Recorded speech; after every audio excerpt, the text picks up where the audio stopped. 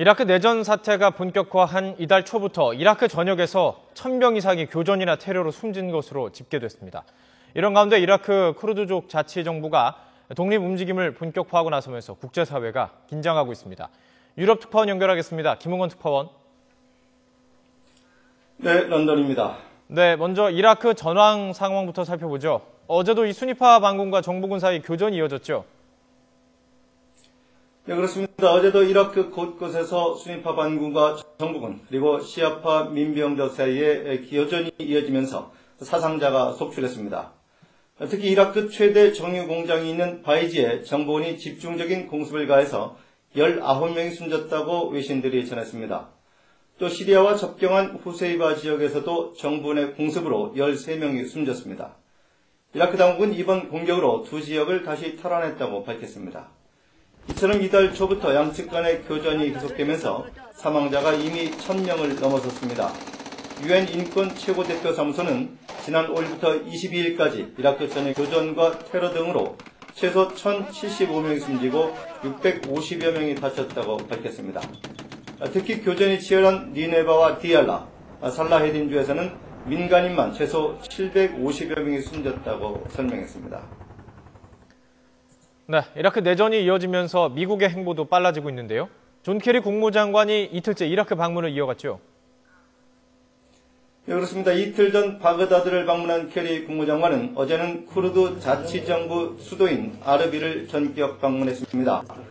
케리 장관은 쿠르드 자치정부 대통령과 만나서 이라크의 새 정부 구성 방안 등 사태 해결 방안을 논의한 것으로 전해졌습니다.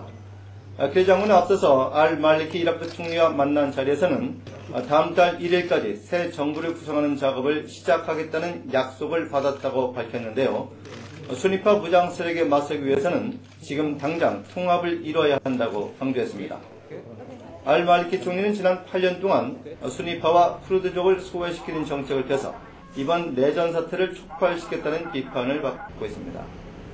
미국은 또 300명으로 구성된 군사자문단이 이라크에 도착해서 이라크 군에 대한 지원에 착수했다고 밝혔습니다. 네, 그런데 이번 내전 사태로 이라크가 시아파와 순위파 또 쿠르드족 이렇게 세 개 국가로 분화될 수도 있다는 전망이 나오는데요. 이거 어떤 얘기입니까? 네, 쿠르드 자치정부의 바르자니 대통령이 최근 이라크로부터 독립하기 위한 주민투표를 추진하겠다고 밝히면서 이런 우려가 현실화하고 있습니다. 바르자니 대통령은 케리 장관과 만난 자리에서도 새로운 이라크의 현실과 마주하고 있다고 말해서 독립 추진 의지를 내비쳤습니다. 쿠르드 자치정부는 수도인 아르비를 중심으로 이라크 북동부 지역을 관할하고 있는데요. 이번에 순위파 반군이 북부 지역을 장악하면서 이라크 정부군이 철수한 키르쿠크를 차지하는 등 관할 지역을 대폭 늘렸습니다.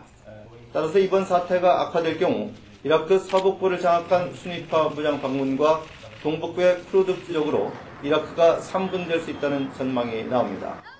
하지만 미국을 비롯한 주변국들이 현 이라크 체제가 유지되기를 바라고 있고 이라크 내부 상황도 복잡하게 얽혀 있어서 이 같은 전망이 현실화하기는 쉽지 않아 보입니다. 지금까지 런던에서 YTN 김은건입니다.